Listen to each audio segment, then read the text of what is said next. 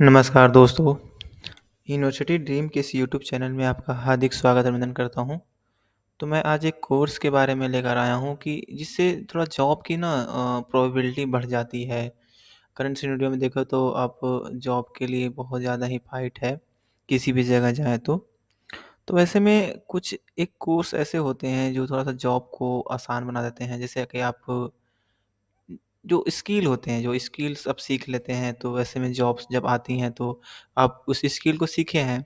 जैसे मान लो आपने स्टेनोग्राफर सीख रखा हो, तो कोई हिंदी चाहे इंग्लिश में, तो जब स्टेनोग्राफर का पोस्ट आएगा, तो आप ही एलिजिबल हो पाएँगे।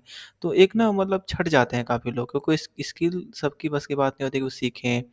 जैसे मान लो आपने ओ लेवल कर रखा है, चाहे अब ट्रिपल सी का तो देख रहे हैं क्रेज़ बहुत ज़्यादा बढ़ गया है, ठीक है? आईटीआई हो, डिप्लोमा पहले समय में बहुत अब तक भी चल रहा है। तो ऐसे में एक कोर्स होता है लाइब्रेरी साइंस, तो आपको पता होगा कि हर एक कॉलेज या यूनिवर्सिटी लेवल में एक लाइब्रेरी होती है। अभी जल्द ही यूपी सरकार, चाहे राजस्थान सरकार, चाहे बिहार सरकार में आप देखेंगे कि बहुत सारी वैकेंसियाँ धीरे-धीरे आने वाली है। राजस्थान सरकार तो एक बार बहुत पोस्ट निकाला था उन्होंने, तो बहुत सारी वैकेंसियाँ खाली रह गई थी। तो ऐसे में लाइब्रेरी साइंस का कोर्स अगर आप किसी जॉब में हैं या किसी रेगुलर कोर्स में हैं, तो कैसे कर पाएँगे? तो इसके लिए जो मिनिमम एलिजिबिलिटी है आपका कि आप ग्रेजुएट होने चाहिए, तभी आप BLIS bachelor in library science का जो इन्फॉर्मेशन साइंस है, तभी आप वो कोर्स कर सकते हैं। एक एमएलआईएस भी होता है, आप अगर बीएचयू में देखेंगे तो उसमें आप ग्रेजुएशन के बाद आप उसको फॉर्म भर के वो कर सकते हैं। और उसमें ये माँग बहुत जगह आप देखेंगे कि जो मास्टर डिग्री होता है, जो लाइब्रेरी साइंस में master degree in library science जो होता है, उसमें बीएलआईएस माँगता है, पर बीएचयू में नहीं माँगता है स्पेशली, उसकी बात करूँ तो। तो अगर आप एमएलआईएस कर लेते हैं तो ज़्यादा अच्छी बात है, पर अगर बीएलआईएस जो बैचलर डिग्री पे होती है, अगर आप उसको कर लेते हैं तो भी वह 1 साल की होती है और आपको गवर्नमेंट जॉब में, चाहे नवोदय विद्यालय के भी आप देखें वैकेंसी जैसे आया था नवोदय विद्यालय में आप नवोदय विद्यालय में आपका जो वैकेंसी आई हुई थी, तो उसमें 49,000 रुपया सैलरी उसकी है, ठीक है? नवोदय विद्यालय में जो लाइब्रेरियन की जो वैकेंसी जो आई थी, तो लाइब्रेरियन वैकेंसी आप देखेंगे 2022 में कुछ ही दिन पहले ही आई थी। तो अब उसमें आप देखेंगे कि उसमें आपका सैलरी जो है 49,000 से समथिंग लगभग ऊपर का है, ठीक है? कुछ ही पोस्टें रहती हैं, पर आपका जब भी आएगा वैकेंसी बहुत ही शानदार आता है। तो अब इसको करने का तरीका क्या है? आप इसको ओपन से कर सकते हैं। ओपन से कहाँ से कर सकते हैं? तो राजश्री टंडन से यूपी में कर सकते हैं, नालंदा विश्वविद्यालय से कर सकते हैं, ठीक है? नालंदा का आई थिंक 7,000 फीस है और राजश्री टंडन का 9,500 फीस है और आपका इग्नू भी कराता है, इग्नू का 8200 फीस है, ठीक है? तो ₹300 रजिस्ट्रेशन का, तो 8500 फीस पड़ जाता है। तो मैं आपको राशि टंडन में कैसे फॉर्म को भरना है, मैं उसको बता देता हूँ और और उसके बाद मैं इग्नू का भी बता दूँगा, फिर उसके बाद और नालंदा का भी बता दूँगा। नालंदा में ये है कि जो लड़कियों के लिए शायद आई थिंक जहाँ तक मुझे एग्ज़ैक्ट याद है कि 25% का वो डिस्काउंट देते हैं, ठीक है? लगभग 5,000 समथिंग 400 समथिंग पड़ जाता है। तो यहाँ पर आप देखेंगे कि आपको अगर राशि टंडन से कर रहे हैं, तो इस तरह से आपको सर्च करते जाना है और सर्च करने के बाद आप पहुँचेंगे कि आपको एक केंद्र का नाम भर देना है। और मान लीजिए आपने कहीं से आप भर सकते हैं। आप एक कोई अपना जो भी लोकल आपका जो आसान आसान पड़े वहाँ पे भर दें। तो मान लीजिए मैंने गाज़ियाबाद से भर दिया, तो यहाँ पे मेट्रो के पास सही है, सेक्टर 39 के पास पड़ता है ये मेट्रो से उतरते ही। तो इसके बाद अंडर ग्रेजुएट कोर्स में जाना है। मैंने बता दिया कि आपको ये अंडर ग्रेजुएट मतलब आपको मिनिमम जो बीएलएस करने के लिए आप यूजी पास हों, तो आप इसमें आप आएँगे तो यहाँ पे देखेंगे थर्ड पे ही है bachelor of library and information science पे टिक कर देंगे, तो इसकी फ़ी है 9,500 ठीक है? अब इसको आप फर्स्ट ईयर कर देंगे और 1 साल का ही है ये, तो आपका 1 साल में पूरा हो जाएगा। अब इसमें आप इसको पेपर देखेंगे तो शायद आई थिंक 9 पेपर होते हैं, 9 पेपर होंगे। 9 पेपर से कुछ प्रैक्टिकल्स भी होते हैं, ठीक है? और इसमें कुछ कंपल्सरी सब्जेक्ट एक ऑप्शनल है, तो उसमें कुछ आप टिक कर सकते हैं कि क्या लेना चाहते हैं, क्या नहीं लेना चाहते हैं, ठीक है? तो इस तरह से आपका हो जाता है। तो आप इस कोर्स को कर सकते हैं, ये बहुत ही आपको फ़ायदा होगा आगे और इसको करने के बाद आप वैकेंसीज़ बहुत सारा देख सकते हैं कि बहुत जगह दिल्ली में हो, चाहे केंद्रीय विद्यालय, चाहे नवोदय विद्यालय हो, चाहे बिहार में हो, चाहे राजस्थान में और बहुत ही जल्दी यूपी गवर्नमेंट भी लाइब्रेरियन की पोस्ट कॉलेज में लाने वाली है, क्योंकि यूपी में बहुत ज़्यादा अभी शिक्षकों की भर्ती भी कमी है, तो साथ ही साथ जो लाइब्रेरियन की भी पोस्ट है, यूपी गवर्नमेंट जो है लाइब्रेरियन की वैकेंसी निकालने वाली है, ठीक है? तो आप ऐसे आप इन कोर्सों को करके बहुत ज़्यादा लाभान्वित हो सकते हैं।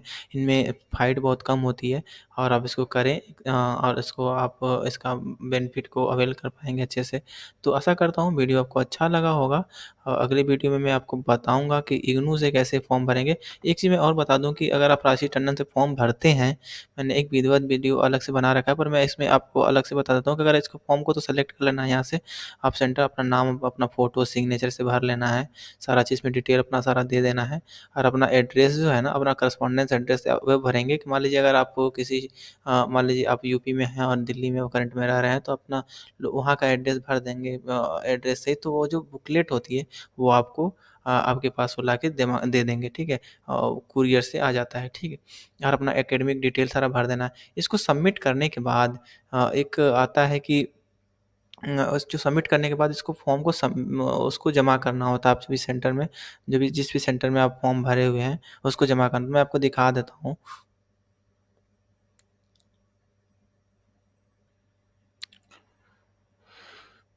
तो यहाँ पे अगर आप उस फॉर्म को मतलब यहाँ पे अगर आप सबमिट कर लेते हैं, जैसे मैंने आपको दिखाया कि अगर आप जब फॉर्म को पूरा भर लेंगे, वो अच्छे से आप चेक करते हुए भरेंगे जब इसको, भरने के बाद आपको ना इस तरह से एक फॉर्म जब प्रिंट निकलेगा, मैंने इसका अलग दूसरा फॉर्म भरा हुआ है।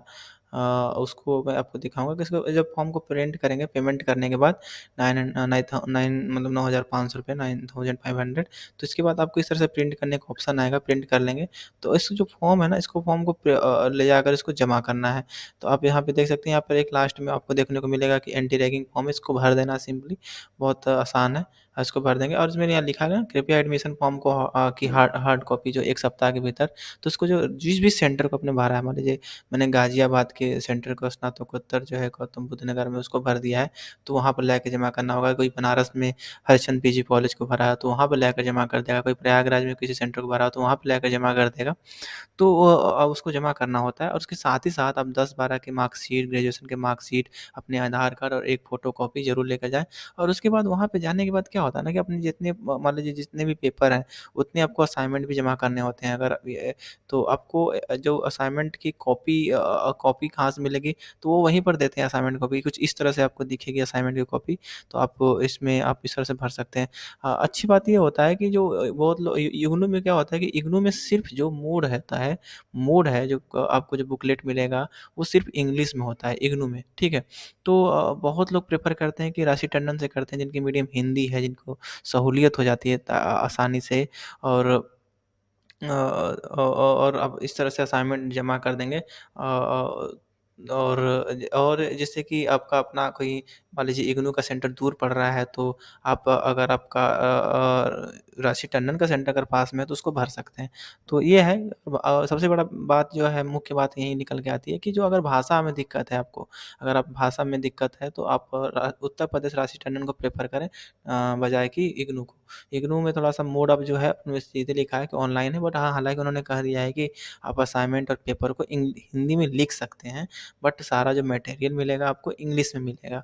तो ये एक यह इन्फॉर्मेशन देना ज़रूरी था आपको और ये आपको जितने भी असाइनमेंट वहाँ से पूछ लेंगे कि कितने असाइनमेंट आपको सबमिट करना होता है, वो बताएँगे आपको जब जमा करने जाएँगे। तो आप जितने भी असाइनमेंट बताएँगे, उससे 1 या 2 कॉपी ज़्यादा ले लेंगे। ये ₹25 की 1 कॉपी आती है। आप उसमें 10-12 पन्ने होते हैं। उसी सेंटर पे ही मिलता है, ये बाहर से नहीं मिलेगा आपको। उस सेंटर पे जिस भी सेंटर को आपने चूज़ किया वहाँ मिलेगा, तो इसको आप ले लेंगे। अगर आप वो बोलते हैं कि 9 लेने हैं तो 10 से या 11 ले लेंगे। 10 या 11 ले लेंगे, तो इस तरह से आपको लेकर फिर जब बोलेंगे कि आपको इतने इतने दिन बाद जमा करना है, तो लाकर और असाइनमेंट आपको आपके इसी पोर्टल पे ही सारा जानकारी यहीं से मिलता रहता है। आप इसी पोर्टल पे ही अपना असाइनमेंट की जो भी है सारा जानकारी मिल जाएगा कि कौन-सा असाइनमेंट कब करना है। जैसे यहाँ पे देखेंगे ना कि बहुत सारा जानकारी इसमें दिया रहता है, तो आप जब वहाँ पे जाएँगे तो आपको इन्फॉर्मेशन भी बता बहुत सारा इन्फॉर्मेशन वो भी दे देंगे, ठीक है? तो और क्या करना है कि असाइनमेंट का वो पेमेंट आपसे हाँ, मतलब ऑनलाइन नहीं लेते हैं, ऑफ़लाइन ही लेते हैं क्योंकि उनकी भी रसीद उनको देनी होती है, सब चीज़ें होगी, ठीक है? तो आशा करता हूँ यहाँ तक वीडियो आपको अच्छा लगा होगा और अगर इग्नू से आप करना चाहते हैं तो इग्नू की मैं आपको जानकारी दे दूँगा। इसका हाँ, एक चीज़ और, ये झांसी टंडन का जो फॉर्म होता है ये वाला, चाहे कोई भी इग्नू, चाहे जो भी ओपन यूनिवर्सिटी होती है, साल में 2 बार फॉर्म आती है। तो एक बार मई-जून में आ जाती है, अभी सेशन लेट चल रहे हैं कोविड की वजह से, ड्यू टू कोविड, और अब अभी तक चल रहा है इसका। तो अगला जो फॉर्म आएगा आपका जनवरी तक आ जाना चाहिए, ठीक है? तो आशा करता हूँ अगर आप इस समय कर लेते हैं तो ठीक है, अगर नहीं कर पाएँगे तो जनवरी में वाला में कर लेंगे। पर आपका मस्ट जो है एलिजिबिलिटी है वो हाई, मतलब ग्रेजुएशन कंप्लीट होना चाहिए किसी भी विषय में हो। तो आप देखेंगे कि 1 साल बाद जब कर लेते हैं तो आपका बहुत ही ज़्यादा फ़ायदा मिलता है, ठीक है? तो यहाँ रहा BLIS, और आप रेगुलर भी कर सकते हैं। रेगुलर से तो बहुत सारे, जैसे कि अलग-अलग कॉलेज में आप देख लें कि कौन-सा कॉलेज करा रहा है। तो बस यही होता है कि आप रेगुलर करेंगे तो आप, अगर आप किसी जॉब में या कहीं काम किसी अन्य कोर्स को कर रहे हैं तो उसके साथ वो नहीं कर सकते। पर अगर आप कोई अन्य, मान लीजिए MA कर रहे हो तो इसको कर सकते हैं, क्योंकि MA के साथ इसका कोई यूज़ तो है नहीं, और ये ओपन से है तो आपको दिक्कत भी होने नहीं होने वाला है, क्योंकि आप एक साथ 2 डिग्री भी कर सकते हैं। तो वो भी ऑप्शन आ भी गया है गवर्नमेंट के द्वारा, जो UGC के द्वारा जो नियम आ चुका है करंटली। तो तो आप इसको कर सकते हैं। अगर आप MA कर रहे हैं, चाहे MSc कर रहे हैं, और आपको जॉब की दिक्कत है, या आपको लगता है तो इसमें भीड़ कम है, फाइट कम है, तो आप इसको कर सकते हैं। आशा करता हूँ आपको ये बात, अब मेरी बातें थोड़ा समझ में आई होंगी। अगर आपको कोई क्वेरी होगा तो आप मुझे इंस्टाग्राम से मैसेज करके हमसे सवाल अपने पूछ सकते हैं। बहुत-बहुत धन्यवाद।